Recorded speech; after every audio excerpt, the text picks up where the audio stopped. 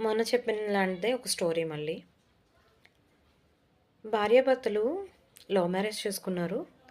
చేసుకున్న తర్వాత వాళ్ళకి గొడవలు స్టార్ట్ అయ్యాయి. మాట్లాడుకోవడం మానేశారు. మానేసిన తర్వాత ఓ రోజు వాళ్ళిద్దరూ బయటికెళ్లారనమాట. బయటికెళ్ళిన తర్వాత ఆ రోడ్డు మీద పెద్ద యాక్సిడెంట్ అవుతుంది.